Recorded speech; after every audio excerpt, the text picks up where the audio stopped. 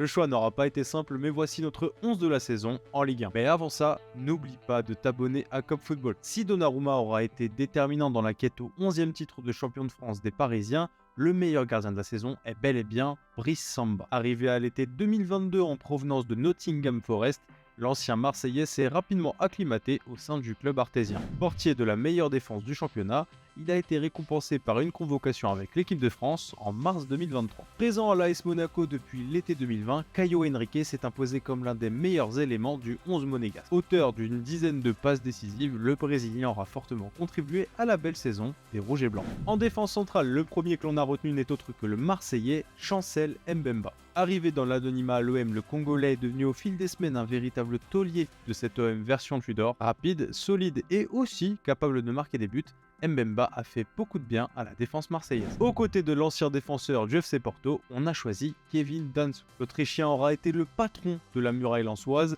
Rassurant et tranchant dans ses interventions, Danso a tout pour devenir un des meilleurs centraux du monde. Rappel, il n'a que 24 ans. Pour sa première saison à Marseille, Jonathan Klaus sera passé par toutes les émotions. Après un bon début de saison, le joueur du club phocéen a connu un gros passage à vide.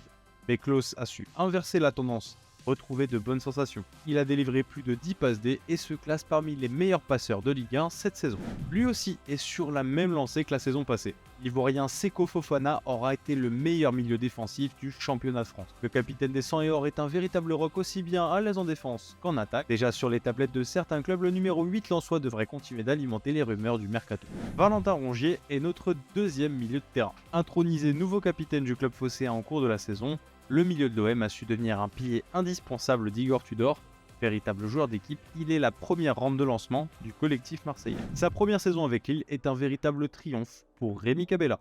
L'ex-Montpellierin est en totale réussite cette année, il a même battu son record personnel de passes décisives sur une saison. Bouffée d'air frais pour le milieu de terrain de 33 ans qui traversait un passage à vide l'année dernière, on peut parler de résurrection. Léo Messi avait démarré la saison 2022-2023 de la meilleure des manières. L'Argentin répondait enfin aux attentes des supporters rouges et bleus en se montrant plus décisif que l'année dernière. Puis il aura été au cœur des mots parisiens et des déconvenues essuyées par le club de la capitale à son retour de la Coupe du Monde. Il a même carrément été sifflé. Des critiques pas forcément justifiées d'un point de vue purement sportif. Essentiel dans l'animation offensive du PSG, le meilleur passeur de Ligue 1 aura réalisé un nouveau double-double. Kylian Mbappé est un véritable monstre. Terrorise des défenses entières et ne cesse de briser les records. On a la sensation que rien ne peut l'arrêter. Le natif de Bondy est devenu cette saison le meilleur buteur de l'histoire du Paris Saint-Germain à seulement 24 ans. Si son choix la saison passée de rester au Paris Saint-Germain a fait débat, une chose est sûre, il est le meilleur joueur de Ligue 1 cette saison. Et enfin, notre buteur, Alexandre Lacazette. Oui, on aurait pu choisir Luis Openda ou Jonathan David qui font tous les deux une très belle saison. Mais le général, l'auteur de plus de 20 buts cette saison en championnat, n'aurait pas pu rêver mieux pour un retour dans son club de cœur. Dans un Noël en pleine reconstruction, son expérience et son leadership auront permis d'encadrer les talents de joueurs comme Cherki ou Barcola. Ils n'ont pas été cités dans cette vidéo mais auraient clairement pu faire partie de ce 11. On pense bien sûr à Luis Openda, à Alexis Sanchez, Jean-Claire Todibo, Nuno Mendes ou encore le Toulousain Van der Bomen. Et toi, n'hésite pas à me faire part de ton 11 de la saison en commentaire.